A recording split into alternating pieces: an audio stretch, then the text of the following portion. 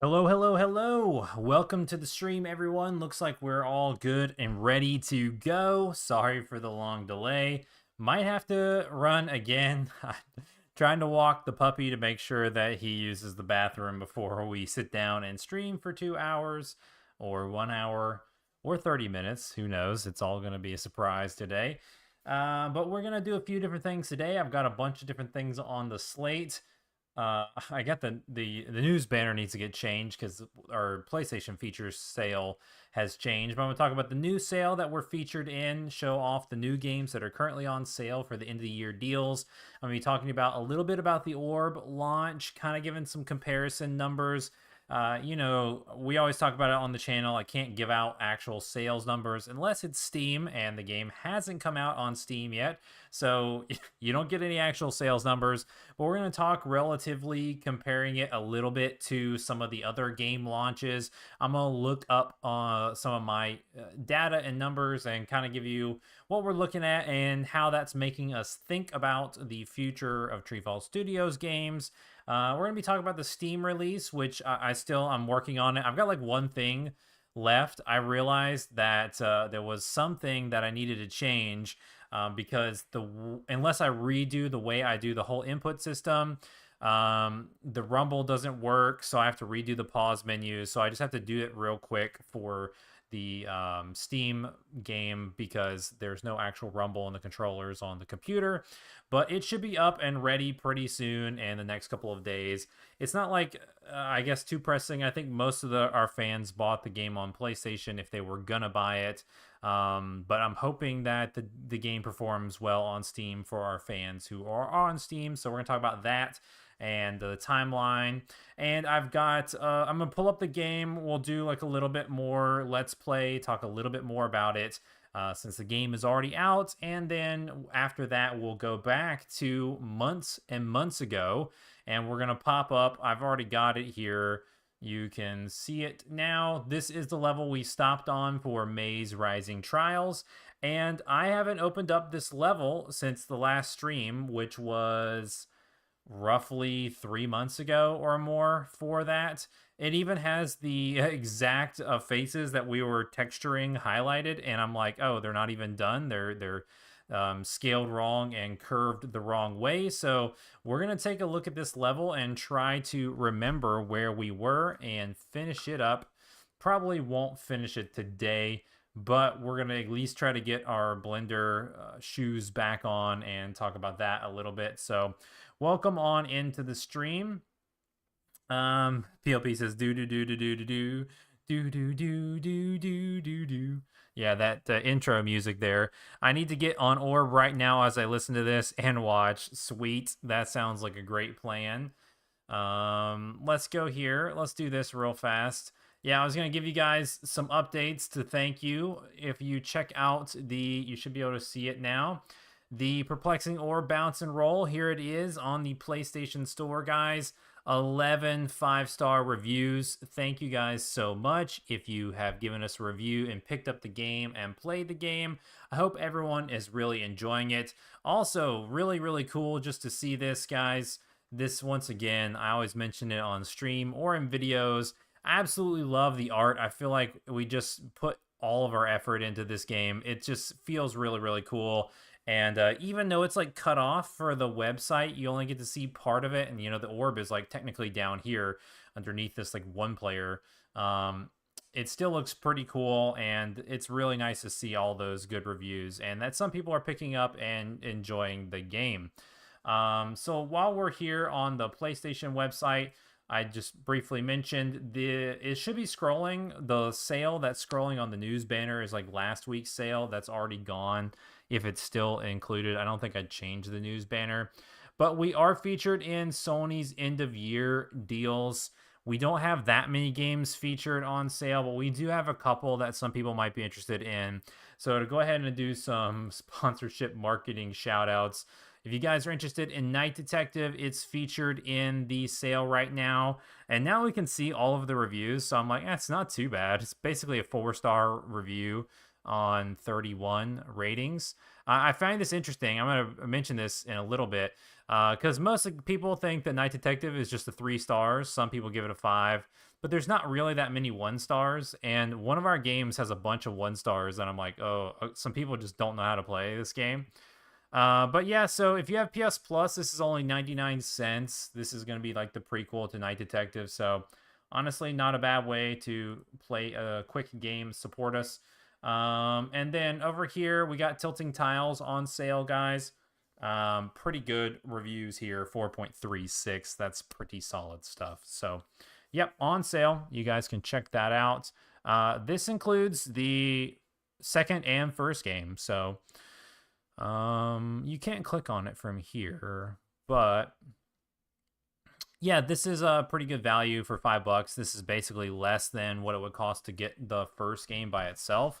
And then I just thought it was interesting on the original Tilting Tiles. I think this game like kind of blew some people's minds. I saw a lot of people who played it and commented on some of those trophy guide videos that people made that they just fully did not understand how to play these games, and they thought the games were actually broken when they're not. They just literally couldn't solve the levels. Whoa, dude. I just clicked on... You guys are seeing that too? I clicked on Tilting Tiles. Okay, I was gonna say that I'm like, all right, don't you give us a dead page now? That's really annoying. But yeah, so if you go here, it's very interesting. There's a couple of 3 and 4-star reviews, lots of 5 stars, but then there's just a big swath of 1-star reviews, which is unlike most of our other games. So it kind of pulls it down to like a 4 out of 5. I really feel like a lot of people picked this game up and just did not understand how to play. But Tilting Tiles, the original game, is on sale. You can get it for $2.50 if you want to play just this game. But if you do go for the full Tilt bundle, you can get the first game and the second game for basically less than the price of either one of those games. So I'd recommend on this sale picking up Night Detective or the full Tilt bundle. I also think our original Orb games are on sale, Orb 1 and Orb 2. So if you guys haven't played them and you just play Bounce and Roll, yeah, see, there you go. I don't understand. I didn't think I had these in the sale. I thought these were in a different sale, the complete editions and the bundle pack. I'm not really sure about that. But yeah, so I'm pretty sure. Yeah, wow, we're exactly on 4 stars for the first perplexing orb. That's pretty cool. Yeah, so it's like $2.40 if you have PS Plus. It's pretty good. I really didn't think that these were featured, but it looks. Yeah, this is for something else, I guess. I guess the other sale hasn't ended yet. I thought it had, because this one, see, this edition it closes on 11:30. This is from the last sale, so I guess our news banner is still correct. And then the new sale ends on 12/21. So you have until December to save on these games. So if you pick up the new Perplexing Orb or anything like that, you can play the original games. So pretty cool. They're all on sale. If you guys want to pick those up, that would help us out a ton. And yeah, so that's it on our PlayStation news. All right, everything looks still pretty good. All right, this is Maze. Before we get back to this, let me go. Let's switch back here. And I'm going to pull up the game and talk about the launch. So I can play the game. Let's go to builds. Now I have a new build that's like almost done. But I need to find the old PC build. Because, yeah, I don't need the production build. We need the test build. Here we go. All right, guys. Let's check this out one more time. I'm going to have to do more marketing, it seems. Over and over and over. Check that. Because sales are not as good as they used to be. All right, let me turn this down. All right, give me a heads up if the audio is too loud. It's pretty loud in my headphones. I'm turning it way down. You guys should be able to hear it. It looks like it's pretty loud. I'm turning it down just a tad. I'll switch over so you guys can see the game. Audio seems fine. Okay, sweet. Sounds good. I'll just leave it there then. Yeah, so we're going to play a few levels. I'm going to talk about a couple things. Yeah. Actually, let me go ahead and get my sales up too. Oh, you okay, buddy boy? Yeah. The little puppy needs some love. Let me scoot this over. Yeah, so when I was looking at the data, I was like not too I wasn't too saddened. I thought the game did pretty good. So for our TreeFall fans following us on Patreon, you guys are gonna get a full sale indie game sales post-mortem breakdown on like the launch week and how it compares to all the other games and stuff like that. So it wasn't the worst it could have been. Come here, Buggy Bear. Come here. What you got going on? He's wanting to play now, I think. But it wasn't the best. So when we're looking at our overall data and we're looking at our trend lines of our sales for the last couple of years, the sales are just so much smaller than they used to be. And console sales used to be basically what would, you know, hold you and keep you in business, basically. And we would post about it publicly that our Steam sales were basically nothing. And that we were basically just putting Steam games out there just for a couple of our fans, basically, that, you know, had Wii U's and played our games on Wii U, but, you know, didn't have PlayStations. And we had some demand and people who wanted to, you know, play some of our games on Steam. But basically, when we would put a game on Steam, it would sell to a few people that were following us in our audience. And then from there, it would literally just never sell again. We could put the games on sale, on discounts, on weekly Steam discounts on occasion, and sell like 1 or 2 copies. But, you know, nothing substantial, nothing like really crazy. So our Steam sales were basically nil for years. They're kind of been steady, to be honest, just a little bit here, a little bit there. You put games on sale and, you know, if you guys have our games on the wish list, and we put the game on sale, then like it's email notified to those people. So there's like, you know, some people, we would probably have like around 200 to 500 wish lists on almost all of our games. I think the letter has like about 1,000 people who have it on the wish list, which is pretty good data, to be honest. I mean, that's like, you know, not super big, but it's not like super small. So, you know, when we put the games on sale, those people get notified, and a fraction of those people will decide, okay, this is the time. This is the time for me to pick up the letter on Steam. So we do sell some on Steam over the years, but it's really kind of light, and the PlayStation sales have basically kept us in business since Nintendo kind of shut us out, and we haven't been making any games for Nintendo since the Wii U. And this year, it's even worse, because when you look at all of the factors that are facing us as an indie game developer studio, but not just us, like everyone in general, specifically for us, there was some key things that made this year a lot tougher than the previous years. In March, no, it wasn't even March, it was May. I'm pretty sure it was May. The Wii U eShop shut down, so our games from like that had like a 7 to 8 year run finally were shut down, and there was no more income revenue coming from there. So that had a big dip, because actually as the Wii U was getting ready to shut down and people noticed that it was, you know, going to die and they would never be able to buy games again, a lot of people jumped back on the shop and were buying games, and we actually made decent revenue for like 1 or 2 months. It was better than our Steam revenue for the first time in a few years, so not too bad. Currently trying to beat those World 1 dev times missed by 1/4 of a frame. Good luck, PLP. Good luck. Those, I don't even know if that's possible, man. Maybe I'll just, well, that's what we'll do. I'll play that level while I'm telling you guys about the sales. So this level right here, no, is it this one?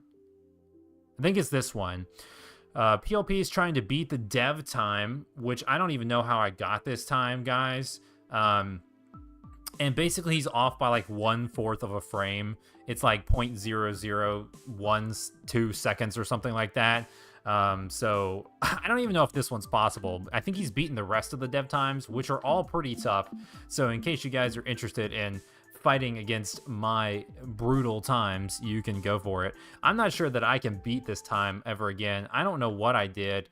I think that somehow I must have like hit this and like instantly jumped up. See, that was like 2.617, and the dev time is 2.565. So you basically have to go like another 1/10 of a second off, basically. And like, I just don't know how you do that.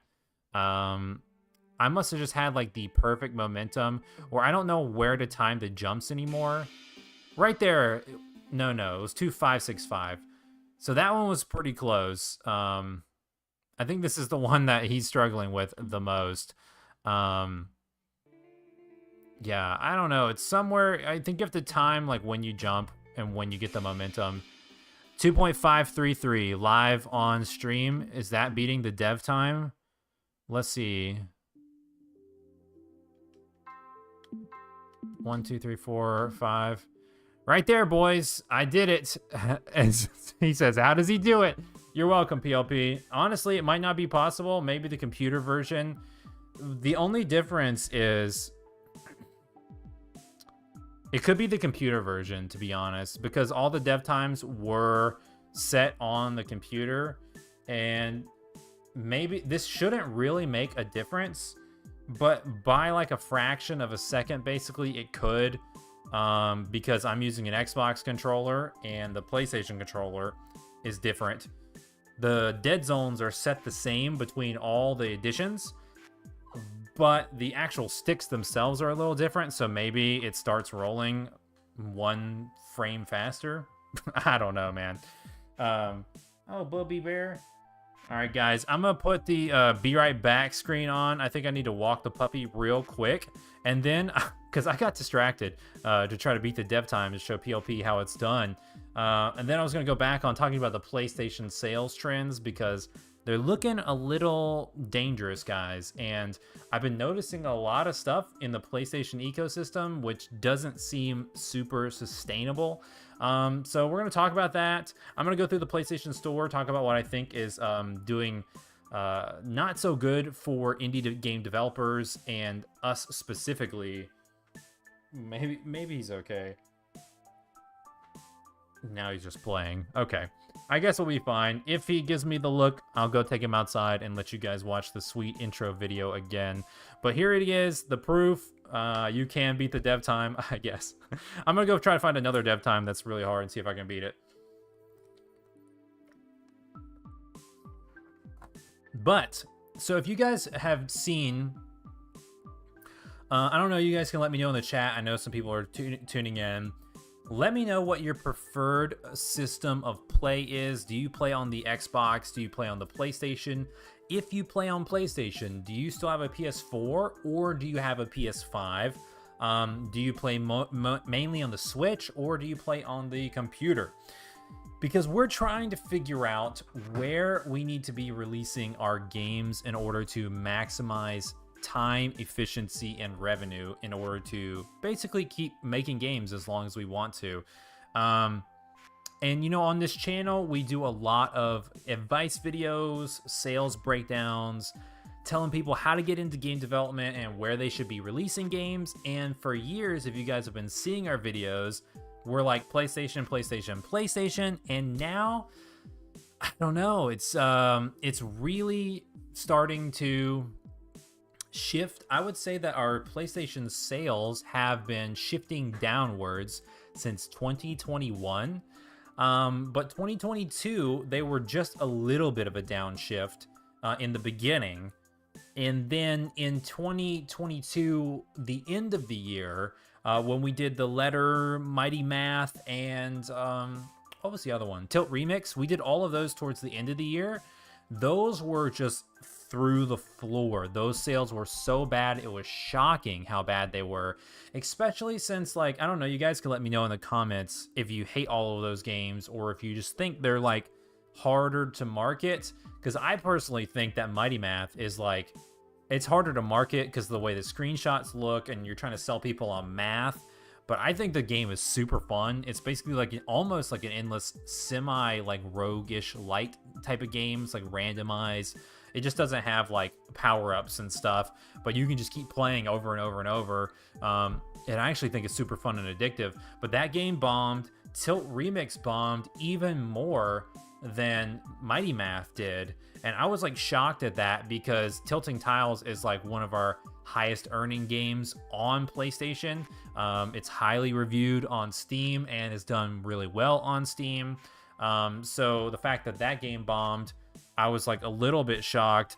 And then basically the only reason we stayed in business through the end of 2022 was because the letter came in clutch. Just because everyone loves the letter, and that sold well on Steam and it sold well on PlayStation. But even though it sold well on PlayStation, it was still like, if this is the letter, can you guys see my hand? On PlayStation, this was like the earlier games that year. Like this was like Night Detective, this was the letter, and then we shrink it down, and this was like the previous year, and then the letter's like way down here. And now the letter, in comparison to everything we've done this year, Micro Challenge and or Bounce and Roll, is like way down here. So like each year it's gone down farther and farther and farther. And what's crazy is, so I was talking to my developer friends about this.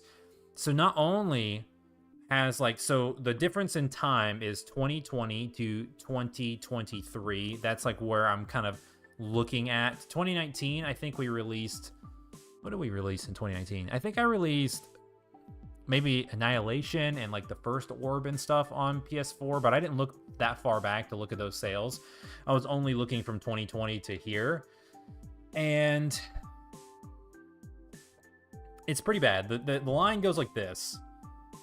It just keeps going down and down and down.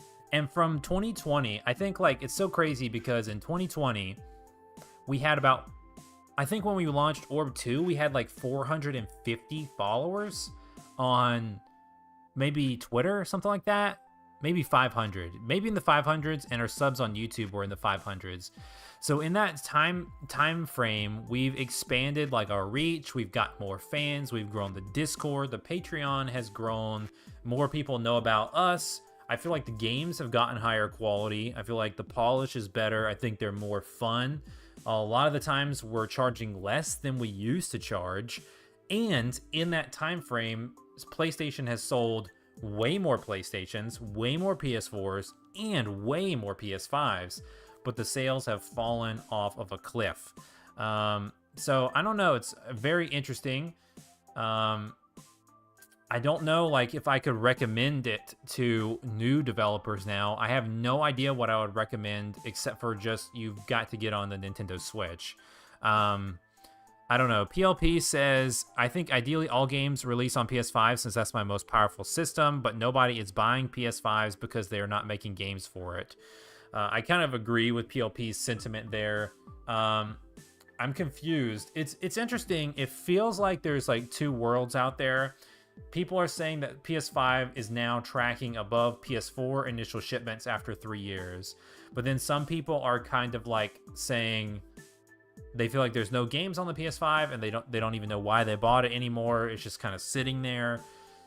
And I think that the community itself is not exactly actively seeking like small games, like indie games or anything like that. I think most of the people who are buying PlayStation 5s are just playing big AAA games at this point. So yeah, I don't know.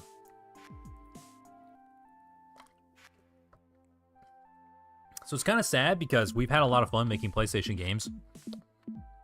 And this game is so awesome, you guys can see it right here. Let's see, what's another hard dev time? That's a skip for sure. Let's try this one. So yeah, it's a little interesting. So basically this year did I do it? Did I get that first try? Let's see. I think it's a little interesting this year because so we have lowering PlayStation sales. Our Steam sales are steady and actually increasing. Our Steam sales are better than they used to be, but only by like maybe 10%. So it's really not enough because the Steam sales themselves are already super low.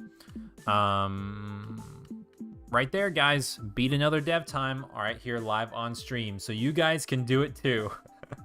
I promise it's doable if you want to give it a shot. So Steam sales are about up around maybe 5-10%, but that's really not enough. And then we lost the Wii U sales completely. So that's, you know, pretty heartbreaking. And the Xbox stuff, so we're kind of like looking into Xbox. Let's see if I can beat 5 seconds on this one. We're looking into Xbox, but to do the Xbox stuff, you have to pay for like the expensive Unity stuff. Oh, I killed myself. Yeah, I really need to do that. So we're looking into the Xbox stuff, but it's a little tough to do because it just costs so much to develop with the Unity fees and stuff. So I'm not totally sure.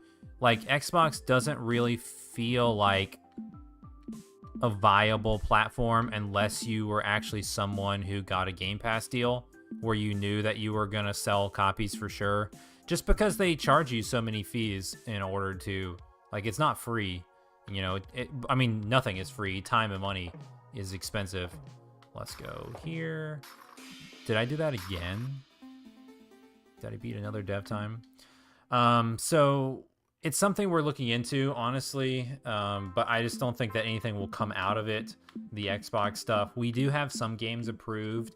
I think that I'm going to release, like, or submit a lot new, like 3 to 4 new games to Xbox. And if they go and accept them all, then probably we'll just go to the Xbox platform and release a bunch of games on Xbox. But for the time being, it's kind of like on ice. Let me know in the chat, guys. I can see some new people tuning in. Welcome to the stream. Glad you're here. We're talking about indie game development, sales, targets, and platforms, and where we think we should be releasing games, while I also play the game that I just released on PlayStation 4 and PlayStation 5. But let me know if you guys think anything about other PC markets. I had started looking into like GOG. I know that's an alternate to Steam. I had looked into the Epic Games Store, to be honest, but like the more I looked into that, like every single person online basically said that they just hated it to death. I've never really used it, so like I have no opinion. Apparently everyone thinks it's like really, really bad. I only really use Steam if I was going to buy something for myself. But though I'm kind of like in the mode where I feel like for indie game developers, for people who are like getting into the business for the first time, like a lot of this I think is due to like economic conditions, like sales being down and stuff. Because it's not just me. Like I've been noticing like other people, and for the people I do know their sales numbers and stuff, if they would have released games a couple years ago, they'd have made way more money. So I think economic factors have a little bit to do with it. I also think that like the sheer volume of indie games and the sheer volume of like shovelware type games are just overwhelming the stores, and that people don't really go on there and search through the stores anymore as much as they used to, and visibility is like way down. I don't really call games shovelware because like a lot of people called my games shovelware back in the day when I was like working really hard on trying to make games, and they just weren't that good. But when I say the term shovelware, I kind of mean like these asset flip games where no one actually made the game. They just bought some stuff off the Unity asset store and basically just reskinned and sold the game. There's nothing wrong with using pre-made assets off of the store, but when you take everything from the asset store and just put it in your game and you just sell like a game pack, then that's a problem to me personally. And then you got AI games now on Switch. Basically, people are just generating trash using AI and different things like that and just dumping it on the store all the time. So there's like a flood in the market, and it's just, kind of hard to find actual indie gems now. So I think that has a huge effect on sales. So we're kind of looking at, okay, where are all the places that we can go? Where are all the places that we can release games? And where can we do it for the cheapest? Okay, so like for an example, like Steam is pretty cheap. They cost $100 per game. So you have to pay just $100 every single time you want to release a game. But, okay, if there's an alternative out there, like Epic Game Store, for instance, but everyone hates that one apparently. So let's just say GOG. Okay, we have 8 games on Steam now, so that cost us $800. Like, that's an upfront investment for people to play the games on Steam. When Steam takes a cut, Steam allows refunds to go out where we lose the money and after people already played the games, all of that kind of stuff. So if there's an alternative out there where they don't charge you that, and we could put our 8 games on there and our fans can buy them and play them, but it didn't cost $800, well, that's stuff that we're looking into now to try to save more money. I don't really know if anyone uses GOG, but apparently, like, I guess big games go on there. I applied for it one time, like years and years ago, and they like rejected the game. But like, honestly, that was so long ago. Like, my games weren't as good. I feel like if I, sent this game in, for example, that it would most likely be approved to release on the store. Honestly, I've never really thought about mobile development before, but at this point, I'm kind of leaning into like, maybe I'll put 1 or 2 games on like phones just to say that we have, more markets hit, in order to, maybe try to go back and show Nintendo that we're basically on everything but the Switch. So I think I might even do like, a Tilting Tiles port onto mobile, maybe iOS, maybe Android, just so I can try to get back in with Nintendo maybe. Spectrum 3900, welcome to the stream. He says any market for web platforms, WebGL with subs, emulators, hotels, tabletop restaurants, or airplanes. Oh yeah, that's very interesting. I hadn't even really thought about that because the restaurants do have tabletop games now. Chinese or Japanese sell marketplace. Are you on the Windows Store?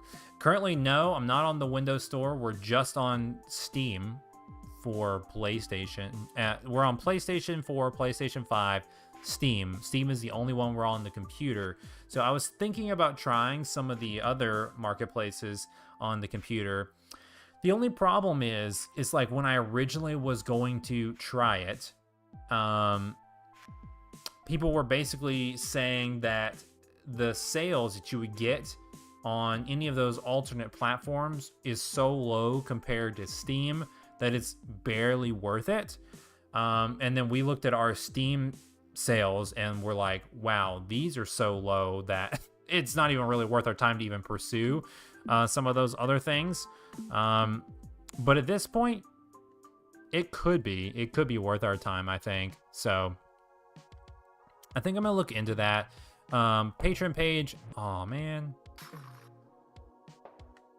Oh, you just have to hit this just perfect. The Patreon page has to be, that would have been, if I could have done that in one run, that would have been super fast. It's going to get updated with exactly what we're trying, and before everyone else gets to see it. We're going to be talking about it some more on some of these live streams like this, just so everybody stays updated with what we're thinking about doing. If I know a lot of developers watch our channel and stuff, so like if you're a developer and you're like worried about making money and you want to be full-time in business, that's kind of why we're doing it on the live streams, talking about these kind of things, instead of just talking about the games. So we're gonna update everybody here, but probably we're gonna go one at a time. We'll probably try. Is that?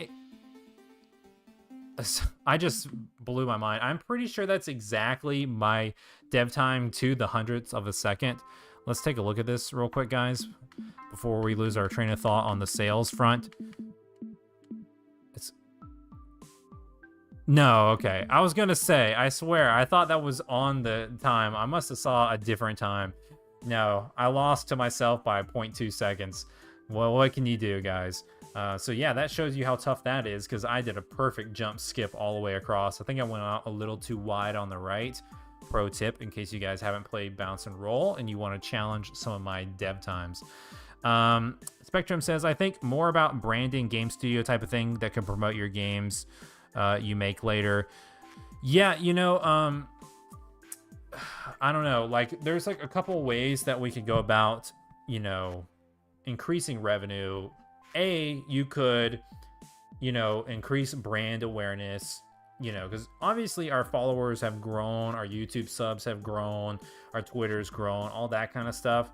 But obviously we're still relatively small, relatively niche size compared to, some of these other dev YouTubers that have hundreds of thousands of subs, So obviously if we expanded our YouTube audience and stuff, and we found more fans, well, game sales could go up for older games.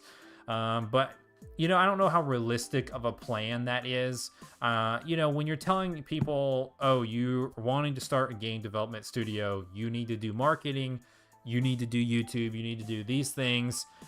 That's all true. Like, you need to do those things if you're going to be successful. But there's, like, no guarantee. Like, it doesn't matter. Because to me, I'm like, you could put in a lot of work, and work matters, hard work matters, good content matters, good information matters, being entertaining, funny, all that kind of stuff helps you go more popular on YouTube. But you could have all that stuff and still not grow, or it could take you years to grow. So it's not something that you should like bank on. So like being able to be like, oh, the best idea is to grow the audience in order to make more money. I've seen developers try that, and it doesn't always work out. And sometimes you can grow a huge audience, but those people don't really actually want to play your video games. I think that's a huge thing that a lot of developers have trouble with now, because if you look at a lot of the really large game development YouTubers, they are basically brands themselves. Instead of their studio being the brand, the brand is the person, and they make videos about like helping people getting into game development, and they get like a lot of people watching their channel because of their tutorial videos or because of their brand. But that doesn't mean that those people are necessarily even into the indie games that you're making, you know what I mean? So I think it's kind of interesting. I kind of want to focus more on, like, I'd rather have a smaller channel and focus more on like the actual games, and like the people that are following the channel have interest in the games and think that they're fun and are interested in the behind the scenes of game development. And along the way, we're going to give people tutorials and help them out. And, you know, I love to give advice and talk about some of my experiences and stories and stuff in the game industry.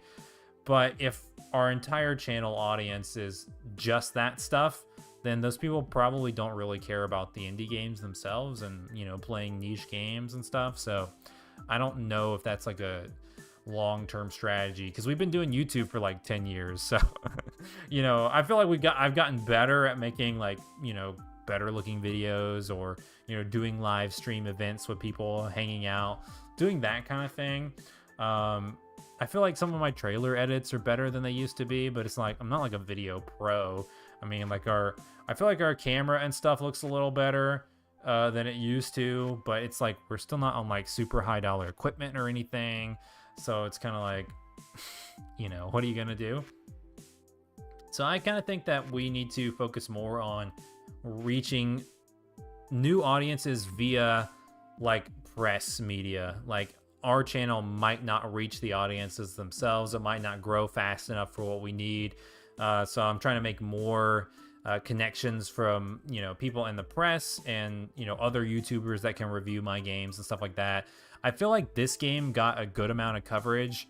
There was a lot of people that made guides and videos and gameplay trailer clips, and a couple reviews. Like, one guy made a video review that I had never talked to before, and I just cold sent out a bunch of new emails this year.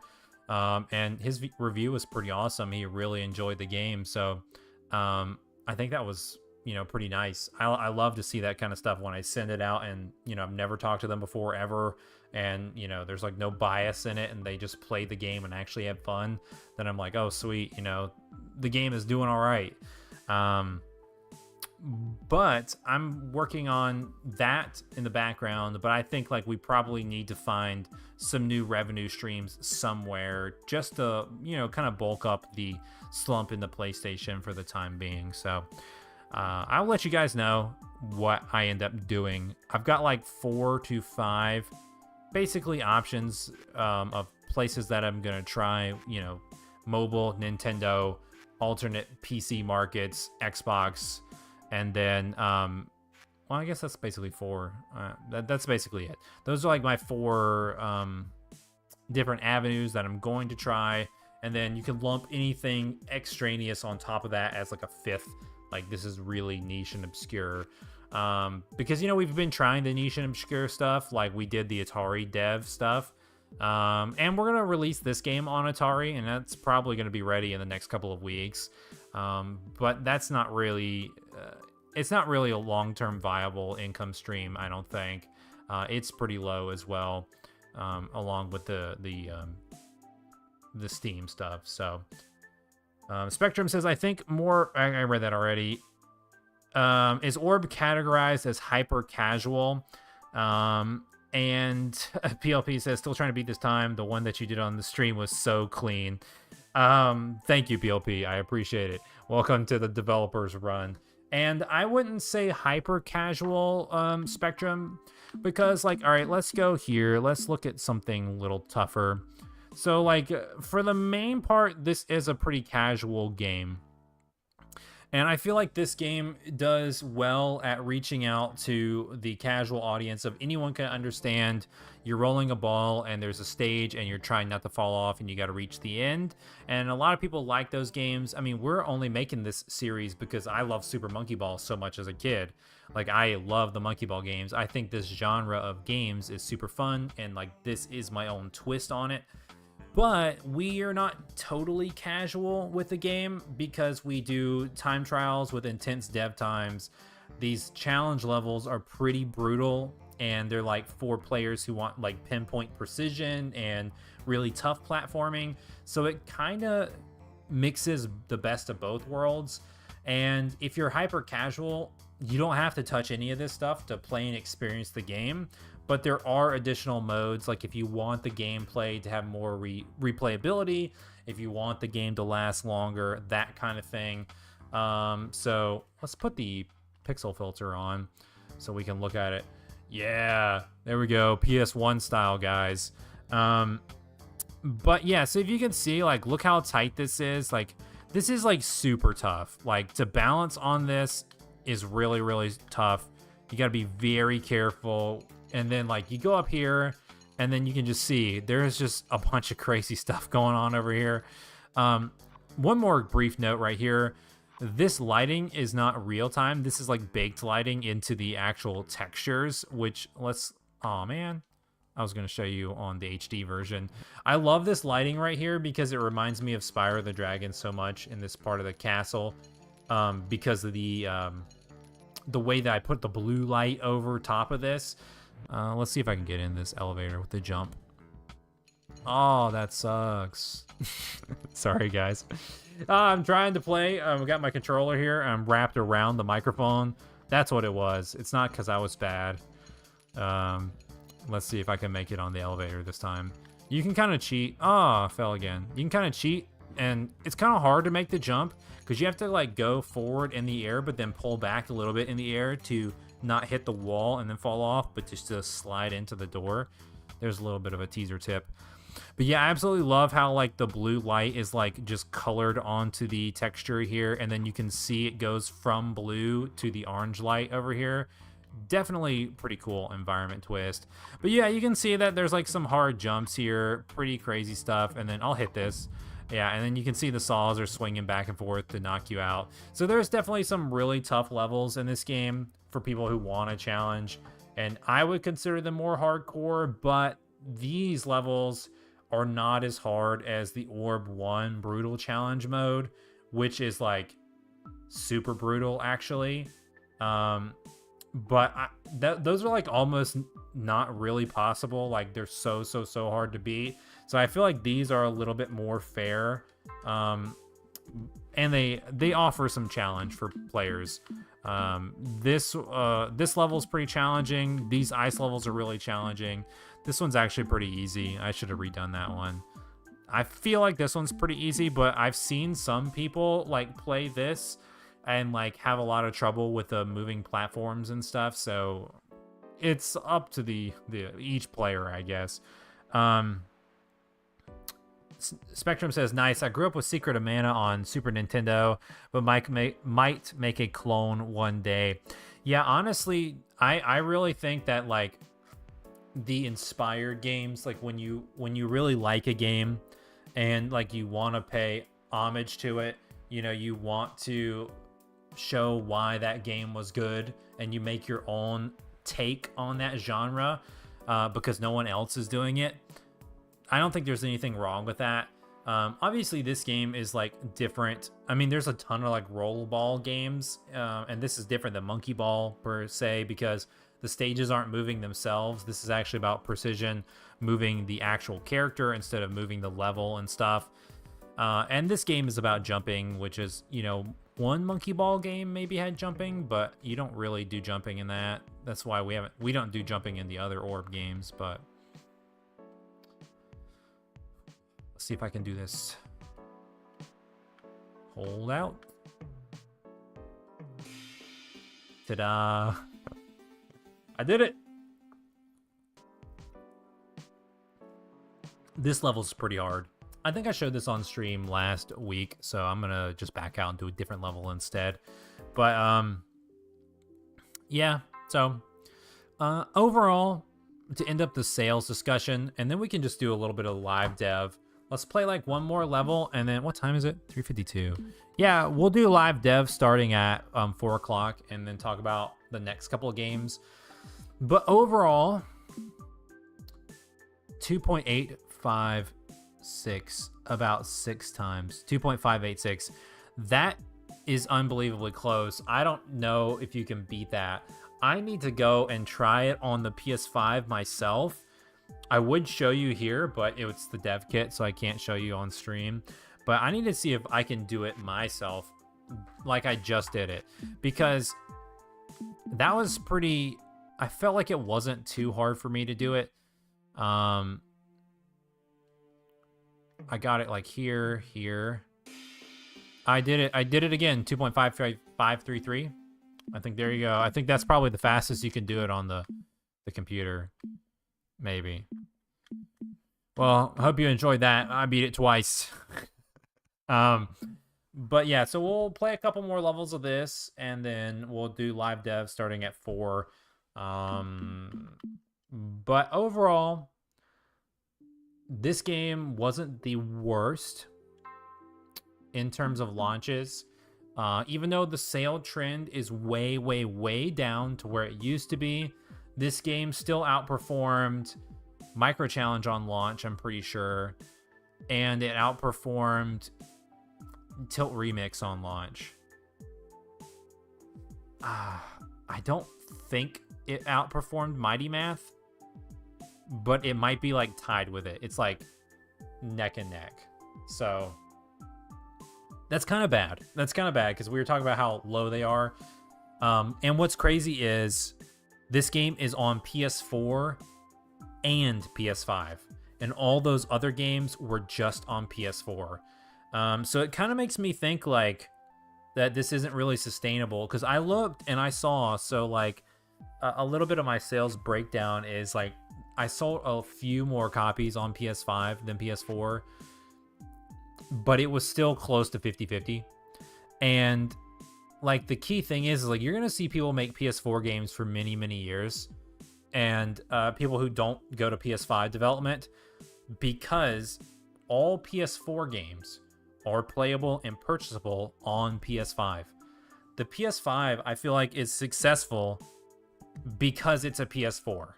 Because the PS4 generation was so good and had so many games and all this stuff. And there was a lot of people who never played the PS4 generation, who haven't played Sony games for years. And they bought PS5s, played the few PS5 games that came out, but then had a massive backlog of PS4 games. So it's interesting because if you look at the sales like that, if people still buy games on PS4 and they can buy your games, your PS4 games on PS5, PS4 games are easier to develop. So it takes less time, so they take less money. The actual cost is less. There's less costs involved, and I can't really talk about all of those things because those would be basically NDA covered. But basically, it costs less, it takes less time, and you're going to sell just as much if you put it on PS4 and PS5 via PS4 and only have one SKU instead of 2 SKUs.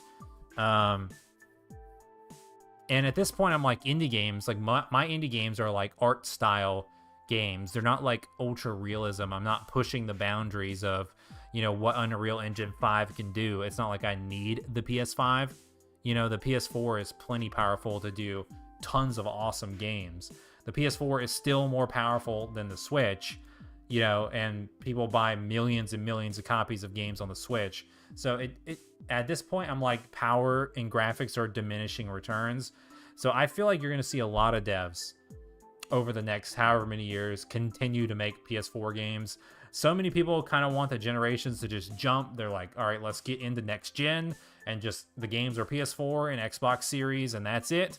But I just don't think that's going to happen. I think that the money isn't there. I think that people are going to keep developing the games while there's still players on that system. PLP says, I did it. It's not a 2.3, but it beats the in-game dev time. Let's go, PLB. Congratulations. Maze Game says, yo, mate, check my game Lampy on Steam, please. All right, Maze. I'm gonna look at it. You're here live and you're making some comments. Let's go to the Steam store. I'm gonna review it on off screen to make sure this doesn't look you know, inappropriate first. Then I'll give you my live review. Your game is called Lampy. All right, I think I found it. Mez Dev Studio, that's you. All right, here you go, guys. We're gonna check out his game live on stream. I'm gonna give you my thoughts and opinions. Not that you asked for it. You did say check it out. All right, so this is Lampy, and let's check out your studio. So this is your first game. Congratulations. Proud of you. Let's see, do you have... you need to link a Twitter or a YouTube or something like that on here so people can find you. Step into a world cloaked in darkness where a little adorable cube named Lampy embarks on an epic journey to find the path back to his luminous homeland. I like your use of vocabulary, to be honest. It's not too bad. You'll guide Lampy through a captivating and challenging puzzle platformer that will test your wit, reflexes, and problem-solving skills. Ooh, I like this. Beacon of hope in a world dominated by shadows. You're using very epic language. I like it. Heartwarming, visually stunning game. Unforgettable experience for all players of all ages. There you go. That's good. Making family-friendly games. Cool. And let's check out some of the screenshots. Here's the screenshots, guys. Live on stream. We're just here. Let's make sure this is muted. Yeah. Maze Dev Studios. I kind of like it because it's like you're like Maze Studios. Okay, so you're using real-time shadows in 2D. Looks like you're using 3D objects, to be honest. So that's pretty good.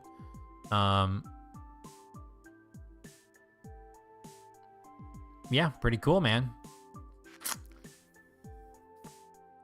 If you're not part of our group, you know, you can find the links to our Discord down below. You can join up and chat with other game developers on occasion. Mostly our Discord is used for TreeFall Studios news, though, and my personal updates. But I do have a game dev chat channel in which you can ask game development questions, and we can talk about some of your projects and things like that. So,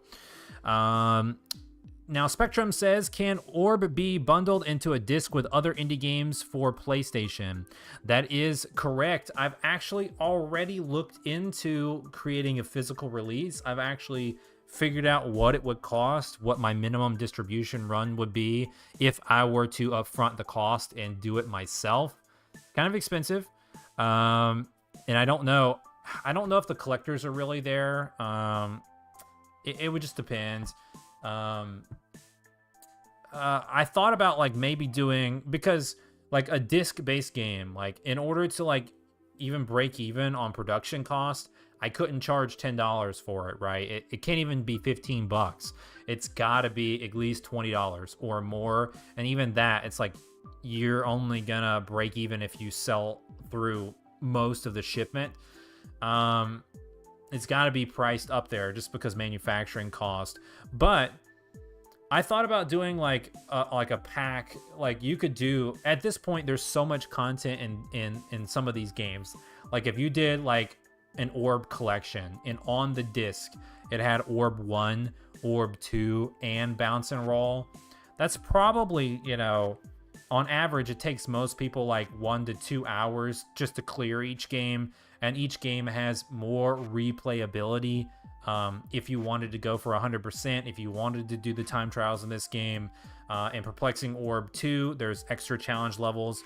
There's multiple local multiplayer modes, up to 4 players in Orb 2. In Orb 1, there's also 4 players, up to 4 players in race mode. And there is brutal challenge mode, which adds replayability because it's super, super hard to do.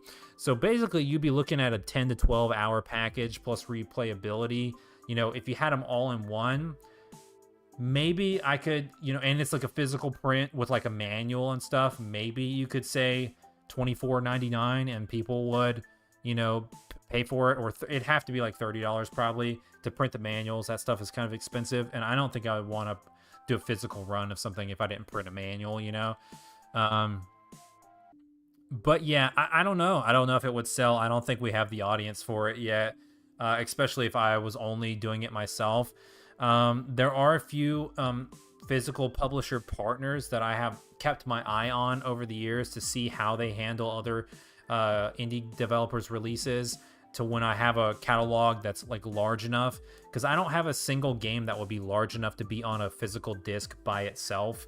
But like Tilting Tiles 1 through 3 and Orb 1 through 3 type of compilation disc, that's probably enough content to be, you know, printed on a disc. Probably it's something I'm looking into, but we have to get a little bit more of a sustainable revenue path going before trying to do something like that.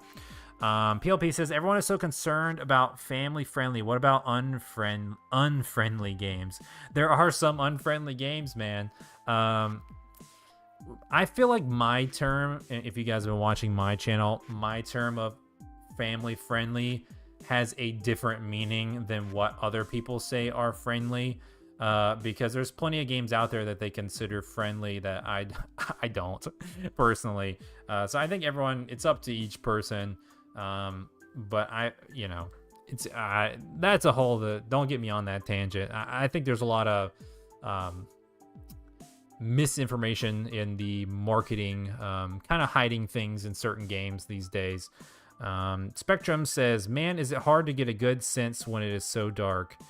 I guess he's talking about Lampy. I guess it's probably part of the challenge. He says, I mean, what a challenge to make such a dark game to have to hook players in with a good... I can't see, actually. Let me see if I can scroll. This little heart, my little chat bubble heart thing, is in the way. I can't read the last thing. It says, oh, have hook players, good challenge. There you go. Yeah. I guess I just heart commented my own chat. But it's after 4 now, so let's go ahead and get off of Orb. And where are you? And let's go ahead and do some development, because you guys are probably interested in that too. Boom. Instant back to Blender. We're going to get our Blender feelers back on. I think someone else just shoved a hearted the chat. It's probably PLP. OG for the win. I don't remember. Let's go back to UV editing. I have no idea. So the crazy thing is, you know what? Let's go ahead and open up the Unity project too. PLP says, was not me. I got you. Okay. I feel you. Okay, yeah, there we go. Some hearts in the chat. There we go. Hopefully, I'm not going to crash my computer. I have done that on stream before, by having way too many things open. So let's go ahead and look at all this. I got way too many. Let's close a couple of these browsers here.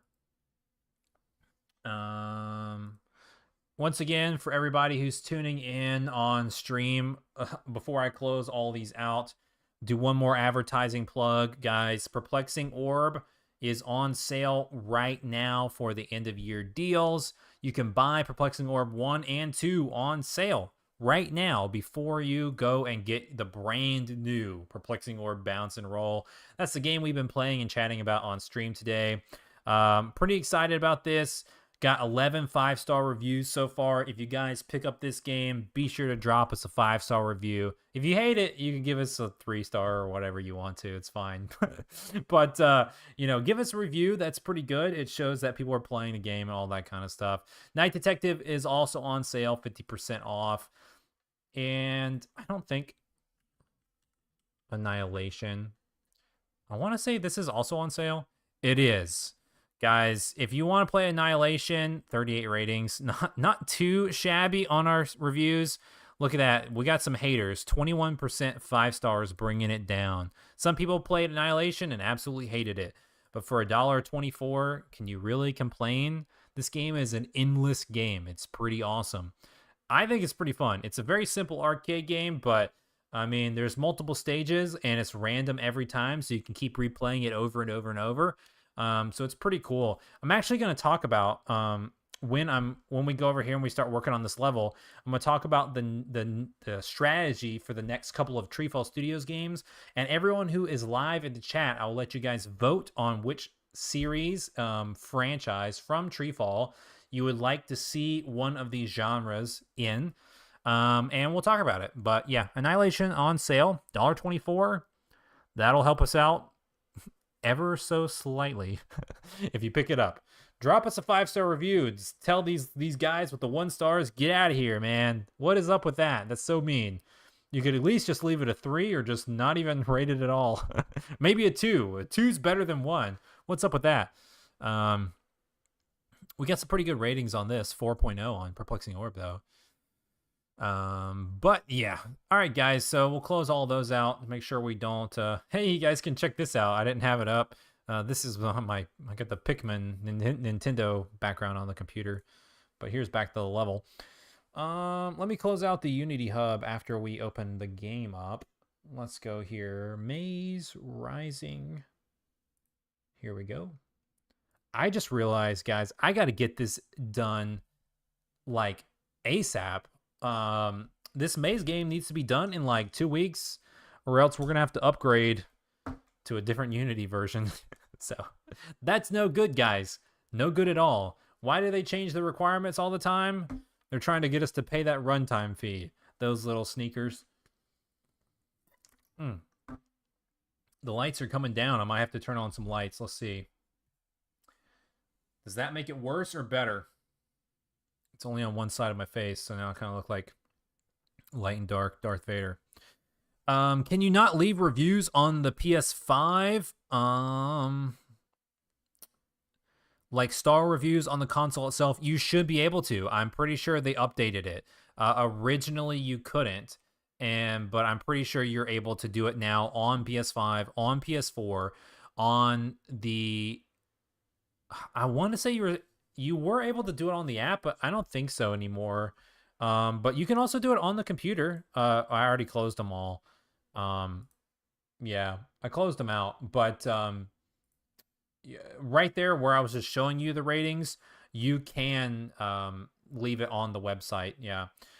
Taylor says you can on PS5 now, so yeah, just go for it. You can leave it on there. Annihilation, pick it up, $1.24. Let's get it trending tonight, so PlayStation will know what's up. But yeah, so basically this, what I'm going to do is, you guys can see right here, the game is loading. It's almost done. I'm going to show you guys what we've got so far for Maze Pedestal Trials. Pedestal Trials. Come on. What is up with that, man? I mean, Pedestal Trials, that game's already out. Come on. Rising Trials. I'm going to show you guys the levels. Let's go recap for everybody who's in the stream. Where we're at in development. Talk about what we still got to do to get this game to come out. And then we got to do it quick because I just realized, I'm like, shoot, man, that deadline for the Unity version we're working on is coming up pretty quick.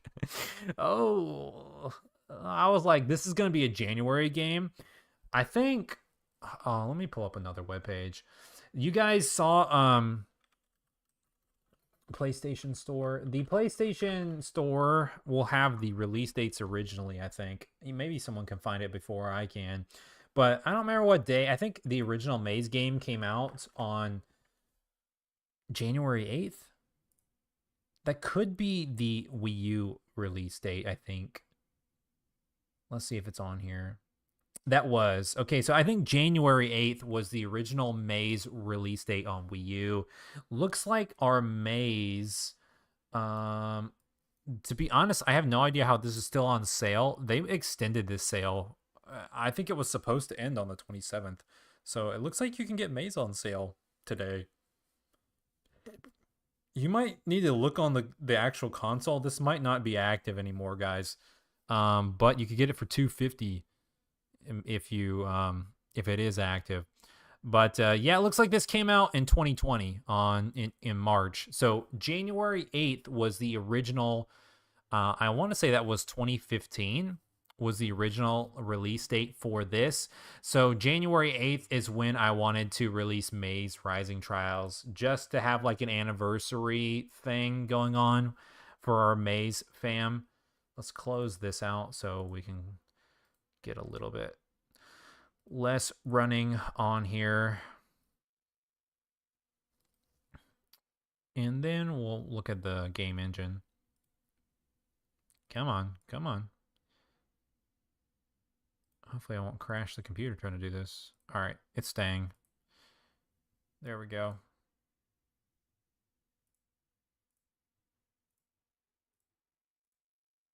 Uh-oh.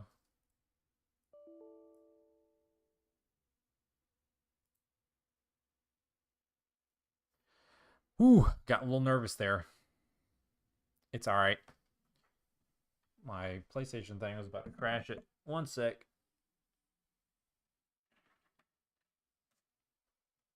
All right. That should fix the lighting a little bit. Let's scoot this over. Let's see what this looks like. Yeah, I'm lit up by lamplight. It's pretty disgusting. Sorry, guys.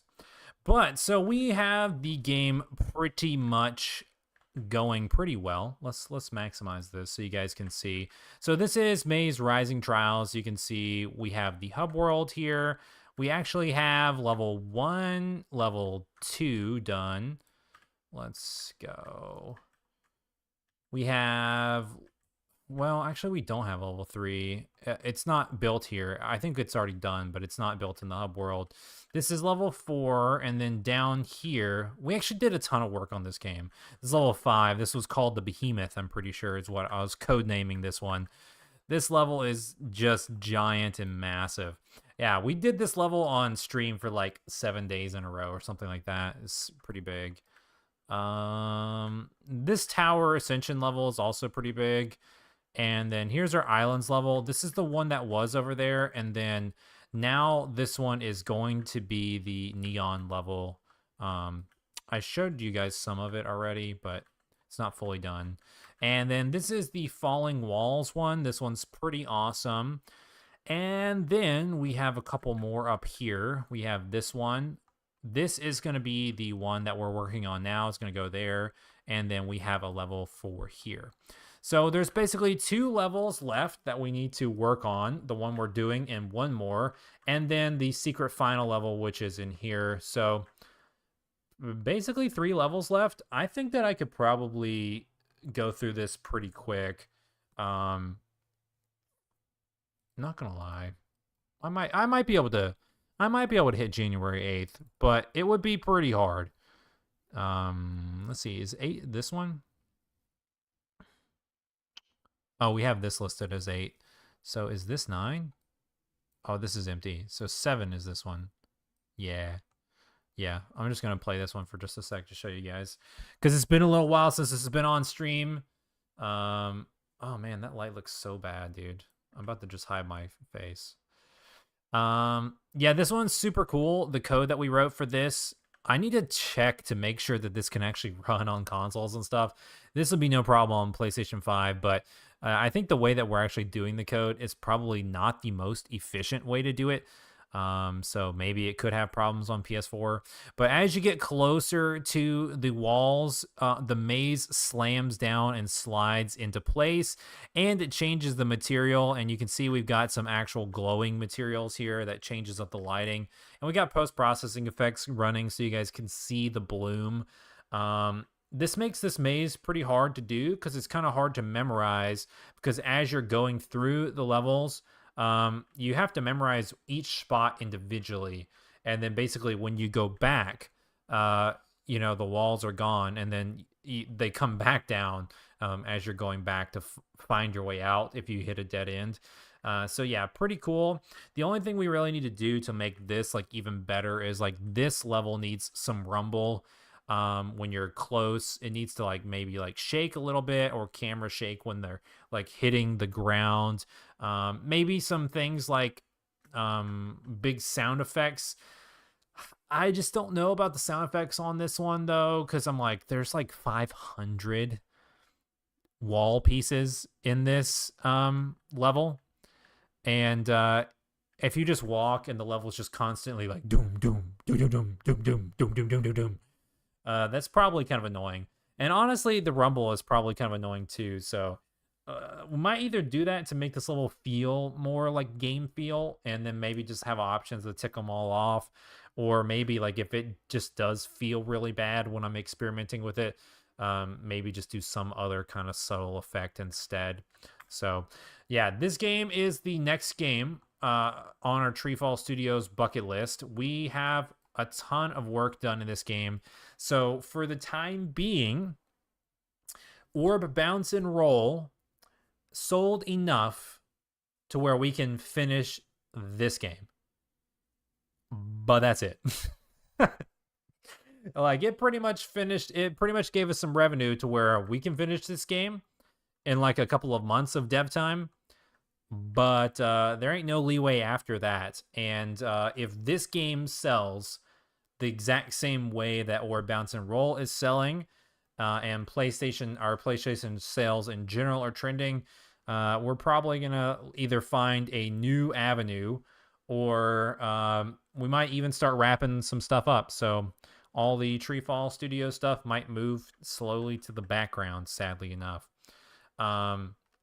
But yeah, I'm like kind of happy. Spectrum says congrats. I'm happy with the orb sales so far, because I know that the people who got it, were having fun, and they're playing it and enjoying it and stuff like that. I've seen some good messages. I've been seeing some people liking the game. I've seen a couple of people beat it on the PlayStation Portal, guys. 2 different people have told me that they played the game on the PlayStation Portal. So that's kind of interesting. It actually looks kind of cool, because the PlayStation Portal is weird and junky as that thing looks. The light bar is like on the inside of the handles, so it's like on the side of the actual screen, so you can really see it when you're rolling. You collect all the artifacts and the light turns green. It's like the whole portal lights up green. So it's kind of cool for the PlayStation fans who are wanting to have something like the Switch. Let's see if we can just go back to this. I think is this a 0.2? But yeah, so basically we're going to finish up this game. Are these halves? No, they're not. Interesting. Let's see. This would be here. Yeah, I think that's right. There we go. We fixed all of those. Man, there's a bunch of textures to fix in this game, and in this level. Holy moly. These are all incorrect. I'm just going to start clicking away as I'm talking to you guys, and we'll keep working on the game.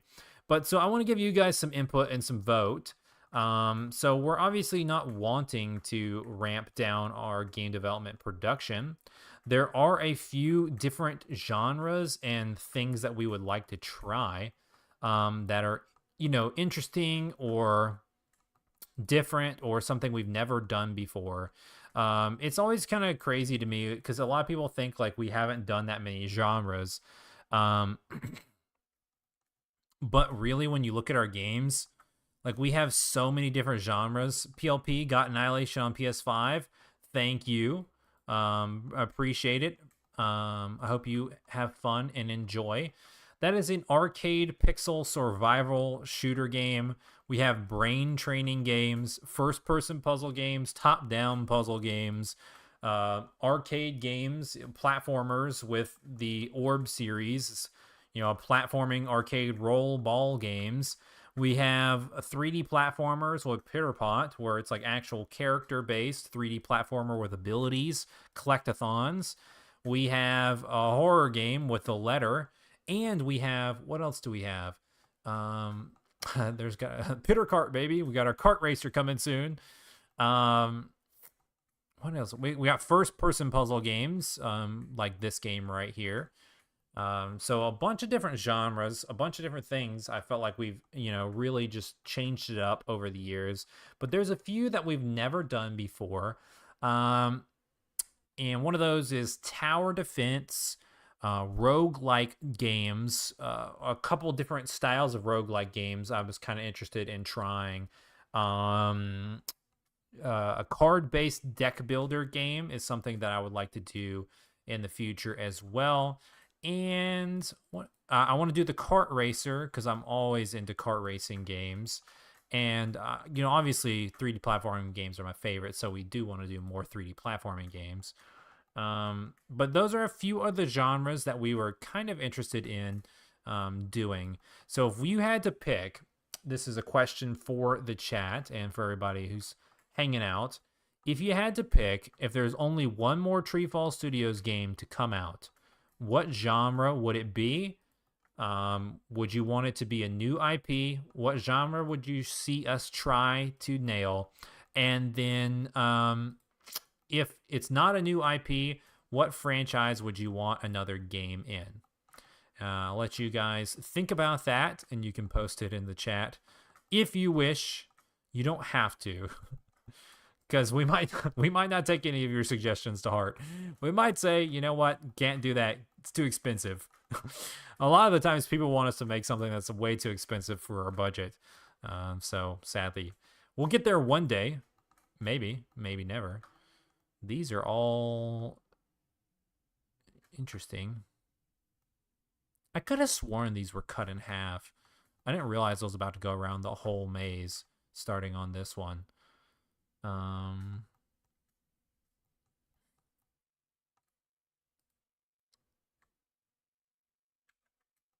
Yeah, make sure I don't lose that. Looks like we set these correctly. Yep, those are set correctly. So yeah, I guess that's all I need for now. Let's just fix these faces for here. These are all going the wrong way. So let's just make them look straight. Every once in a while, one of these might be flipped upside down, and then we'll have to flip it again, another 180 degrees rotate. But for now, I think that should be good. I think we should be able to grab all of these. These are all messed up. Look at all of those. It looks like every one of these is messed up. So let's rotate it. Oh, shoot, guys. Let's rotate it a little bit. Scale it down by 0.2. Let's rotate, let's slide it up to the top. And let's go all the way around. Oh, yeah. That's because we have some problems, some connector issues, but that's okay. I kind of knew that when we were making this level. It wasn't all going to seamlessly loop.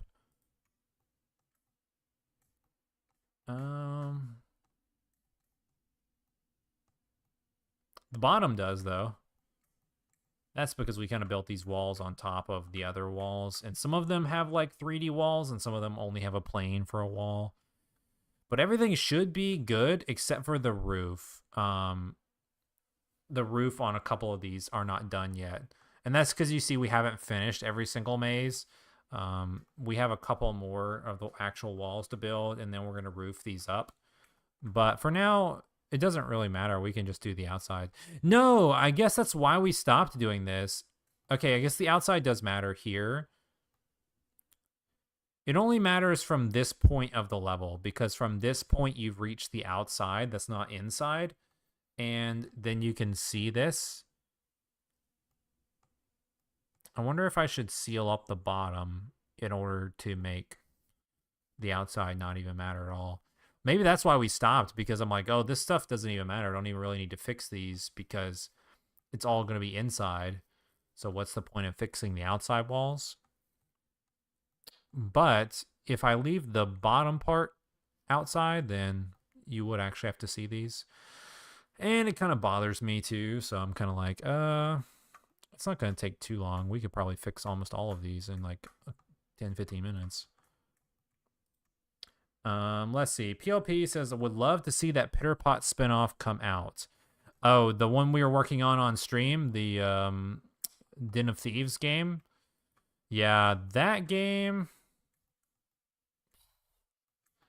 That's going to be a hard one. Oh, man. We have one that needs to be rotated right here that we missed. Oh, we missed multiple ones. Shoot.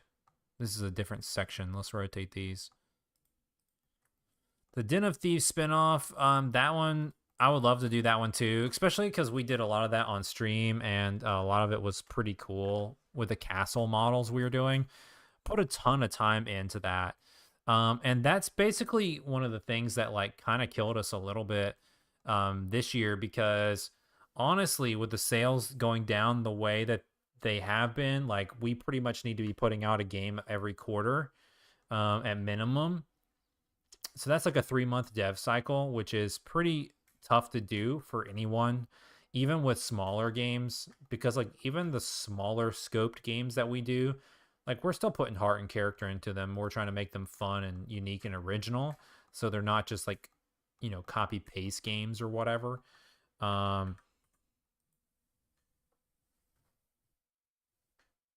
Oh, that's a good boy. I didn't even notice. Did you guys even notice? My little puppy went on the. He decided that he was not going to sleep in his bed. He went behind me and jumped up on the couch. Um. Oh, I'm trapped in the UV sphere. Let's set this. Let's get rid of that. Whoa. We got to highlight all of these guys. But yeah, so basically we need to be releasing a game every couple of months. And if you look back at our release calendar for this year, the only other game outside of Bounce and Roll we've released was Micro Challenge, which was a big flop just because the game was way too cheap. A ton of people played that game. Almost more people played that game than any of our other PlayStation games outside of like the only unit games in terms of units that have outsold Micro Challenge is like maybe Night Detective and the original Perplexing Orb. Those are like our highest unit sold games because we sold them at lower prices. But Micro Challenge was so low that it didn't do so good. And that's it. That's the only one outside of Bounce and Roll that we have all year. So, um, yeah. And if you look back at our year, in the beginning of the year, I was deving on Pick a Block for a little bit and then decided that that wasn't going to be the next game I wanted to put out and that I wanted to do that later this year. And then I went to the Pitter Pot spinoff and then was like, this is going to take way longer. Originally, it was going to be a spinoff with like 4 levels, but then it just scope creeped so big on stream where we were making this giant hub world castle that was just so cool that we spent months doing that basically. And then that kind of slowed us down. And then we need to, oh, I went talking to him now. Now he's excited. He's trying to get my attention. And after that, I stopped in the middle of it to do Micro Challenge because we needed a game to come out. And then after that, we tried to do Maze, which is what we're working on now. But this game kind of ballooned a little bit, and we worked on this for so long that we put it down in our production pipeline to finish Bounce and Roll first. So this game is the farthest in our production pipeline. So it will come out hopefully pretty soon. Come here, buddy. There you are, Booger Bear. Good boy. He's just been napping away, and I woke him up by going over there and talking to him. But yeah, I don't know what you guys think about the roguelike genres. I really wanted to do that before, if it was possible, but I don't think that we're going to have enough dev time to do it without having something like a Kickstarter. I looked at Kickstarter just the other day. I went to go back and see if any games were actually utilizing it, if anyone was actually getting funded, that kind of thing, if any of the games looked good. And it's been so many years since I've tried one of those, and I'm like, I was looking at it and I'm like, I don't really think that this would work out. Probably wouldn't, at this point. Did I already do these? I don't think that I did. This ceiling needs to turn. Yeah, that looks pretty good. This is going to be an awesome level. I think, are these planes too? This should be just a plane. Let's see if we can get inside here and look and see. Yeah, so this needs to get fixed. All these need to get fixed because these will be seen from the inside.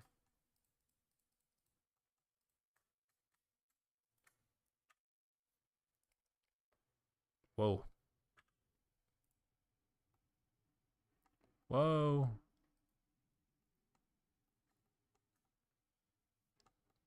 Mm.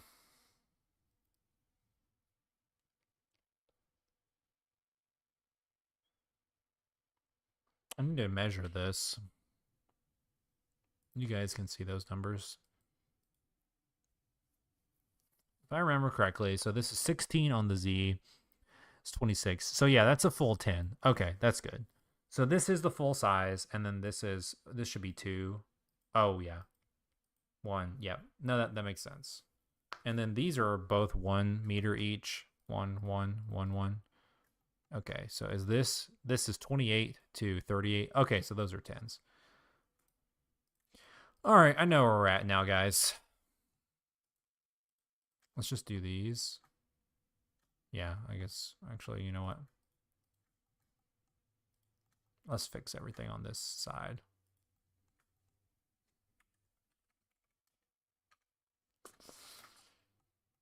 But yeah, that Pitter Pot spinoff would be faster for us to complete than doing a Pitter Pot 2, obviously, because we want to make that game way bigger. But it's still way longer to complete than some of our other games. The 3D stuff takes a long time.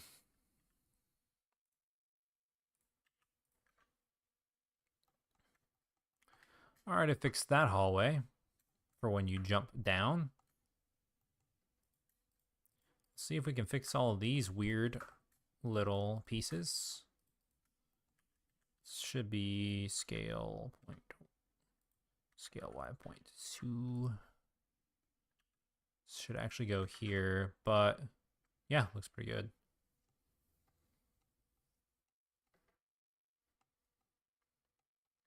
Not bad. There is way more texture work on this level than I thought, guys. This is kind of crazy. There's quite a bit. There's a bunch of... This is so hard to find it all because it's like, oh, fix those, miss this, miss these, miss that, miss those, missed these. I'm gonna have to methodically go through, like starting from, you know, the left, and then just go zone by zone and spin.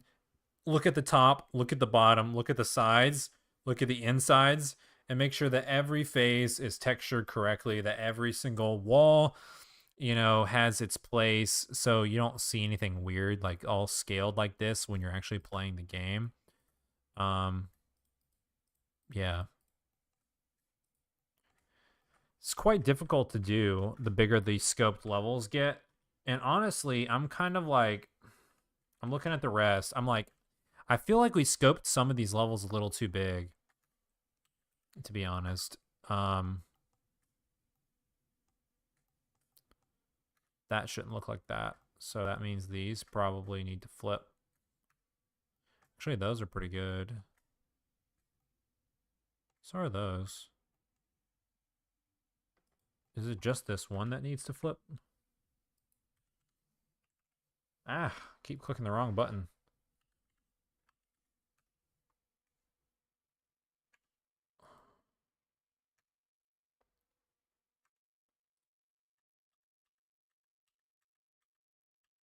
Flip it back. Let's see if we flip these.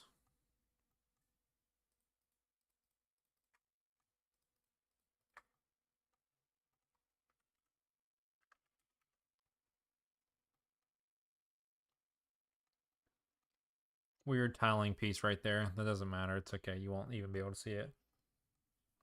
You just let that one go. Not too big a deal.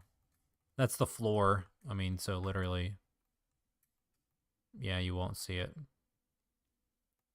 I worry way too much about something you'll never even see. But yeah, so this level is going to take a little while. But if you look at this scope is too big. To be honest, like we're getting harder and harder and harder with all the levels.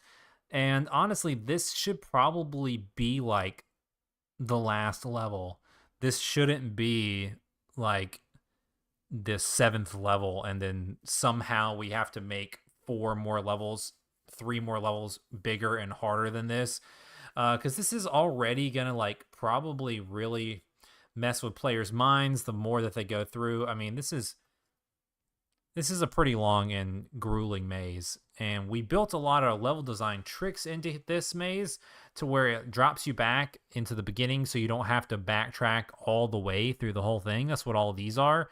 So if you go down the wrong hallway, you'll be able to find your way back and then just try a new hallway. But honestly, it still might be too hard. I think overall this level might be way too hard. So I might just change up the game. Maybe this needs to be the last level. I wonder if you guys could probably figure it out before me if that was my train of thought, if that's what I was talking about doing on the last stream. So many months ago, I forgot what I mentioned on stream and what I didn't. Um, but yeah, I want to say that this should probably we should probably change this up and make this the last level because this is just so big. This is way too brutal. And then I should go make 2 smaller levels and place them,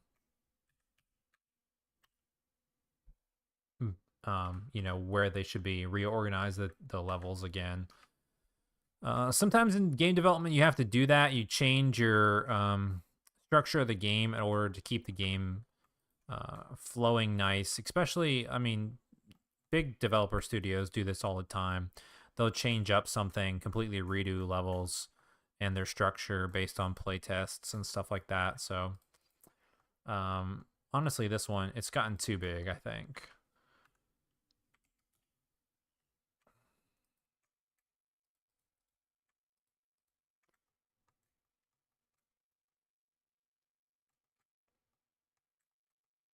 And you know what? Also, guys, this is another genre. I don't know who all is in chat was from here earlier, but another genre that we would like to tackle doing.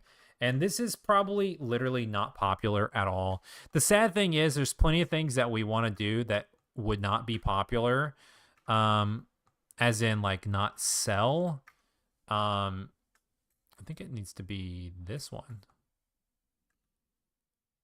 I think this one is upside down, right?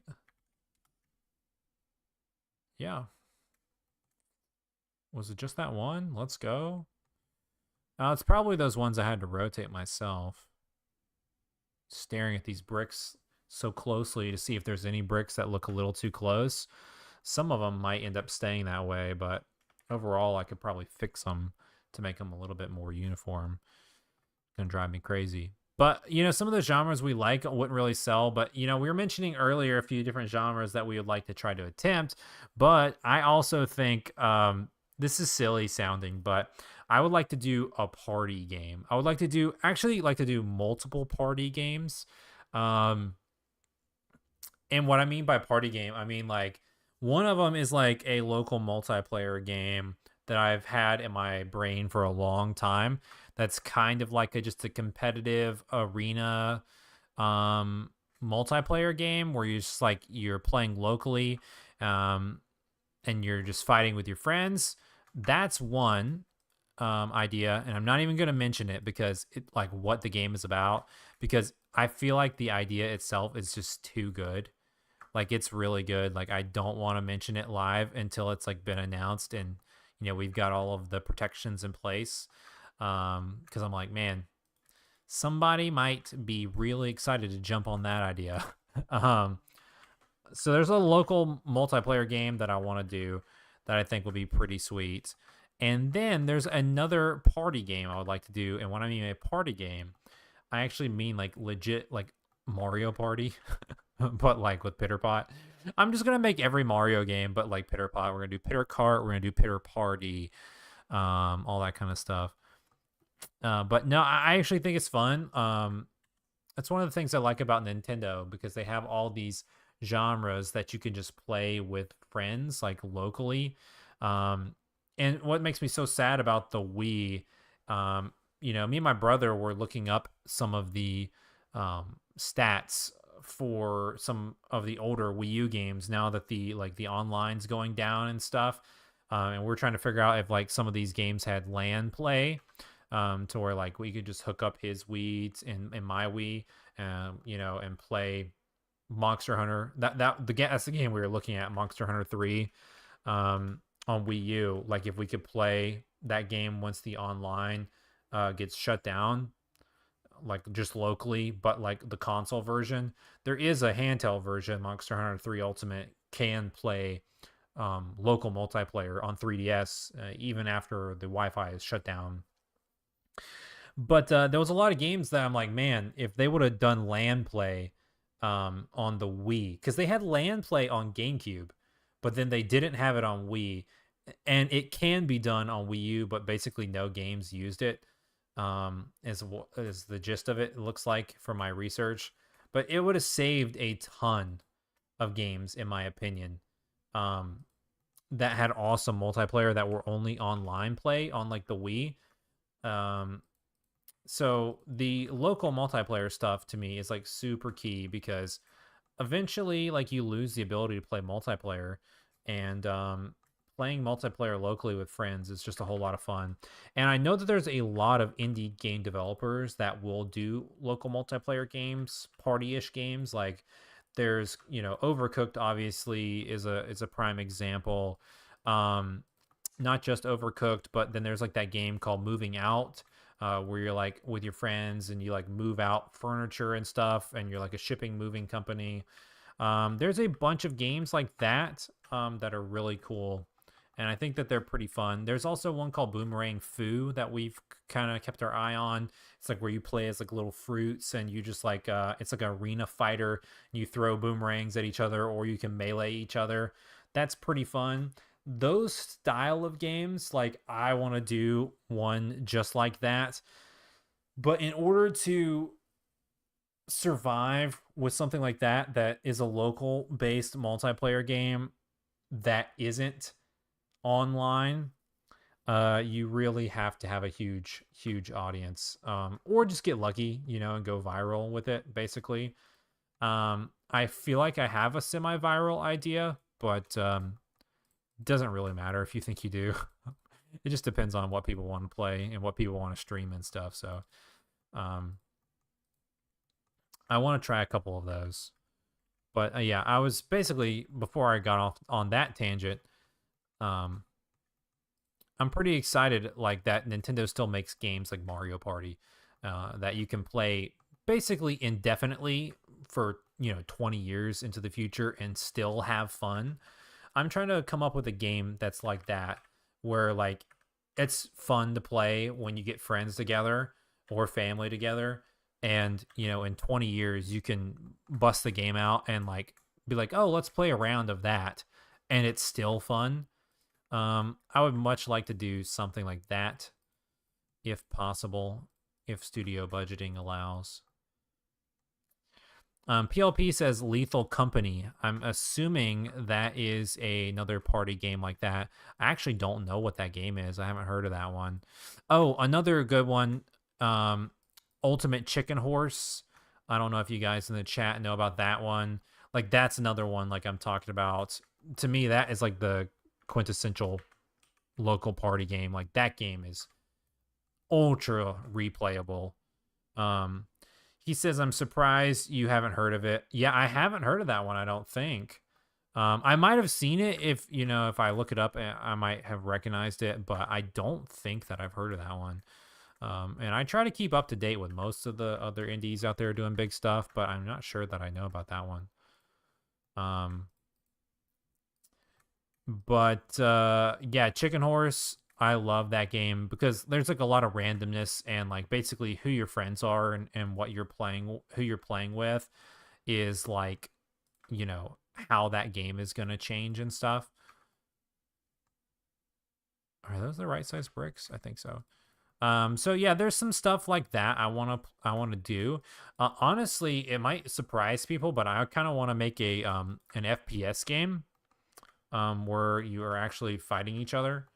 Um, but like I want to make like an old school like arena shooter type game, like maybe like I can't think of like one. I mean like the old Halo stuff like that. Maybe is the easiest thing to. My old examples are like GoldenEye 64 and you know the um what was I gonna say? Time splitters on GameCube, like the old time splitters, stuff like that. This is actually correct size. Now these, is this a 10, guys, or is this 20? That's 12. Oof, that's gonna be an odd scale. We'll do that one later. Let's fix these walls first. Um, yeah, something like that where it's kind of like where it's an arena shooter where you're like actually just making FPS maps and like spawn points, and like the weapons are just floating around in the match. There's no loadouts or anything like that, and you just pick up the weapons and just go bananas with your friends. Something like that I actually really want to make as well. I think that I could do it pretty quickly, to be honest, too. And also probably keep a semi old school vibe in the art style. Because obviously we're not going to be making no like realistic or bloody shooter game. you know, that's not what the TreeFall Studios team does, guys. But an old classic game like that, I think, would be fun. Because to me, those are almost basically party games.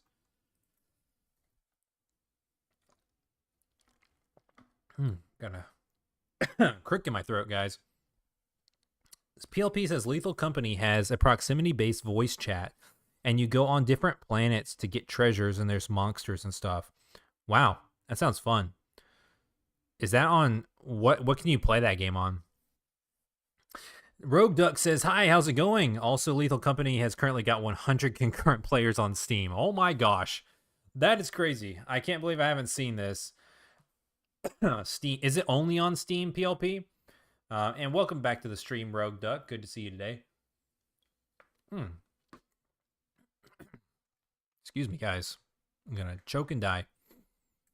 Hopefully not. I believe so. Yeah, that's 100% why I've never heard of it. I only go on Steam to check.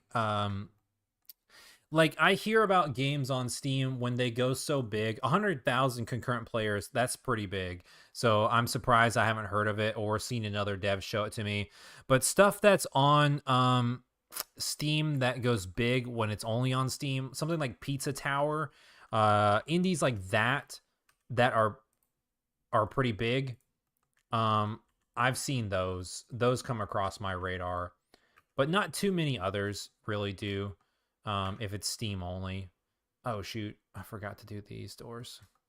But yeah, so I didn't realize the time. Pizza Tower is my game of the year. My game of the year is Metroid Prime Remastered, and then Mario Wonder. But yeah, Rogue Duck says, sorry I haven't been able to join for a while. Time zones. All good, man. It's all good. I'm glad you're here. Thanks for dropping by. I didn't realize the time. Actually, I kind of have to run.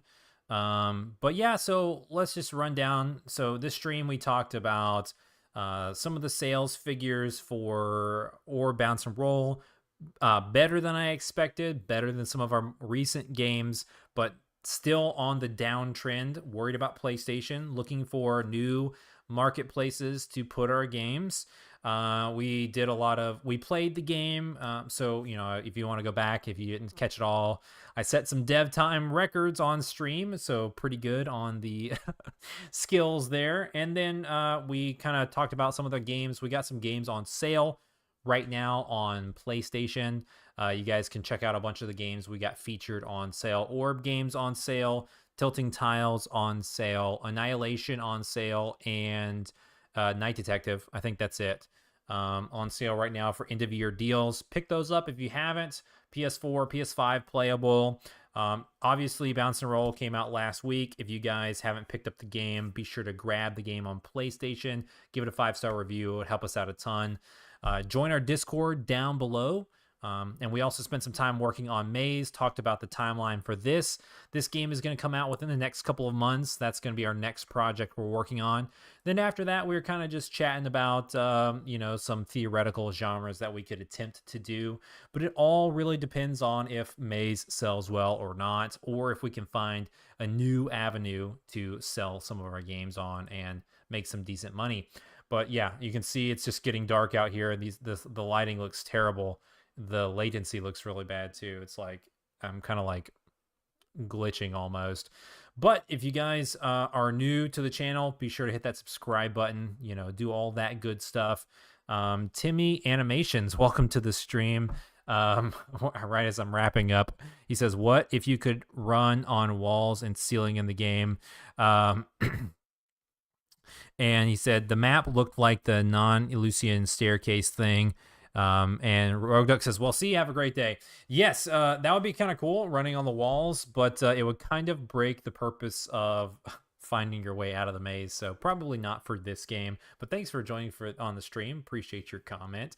Yeah, you guys can join the Discord down below. Patreon page. Got to give a huge shout out to everybody who supports TreeFall Studios on patreon.com. Personal shout out to Carmen Red, Shark and Minnow, Peel P, and Thomas Stewart. I think that's everybody in the $5 tier right now.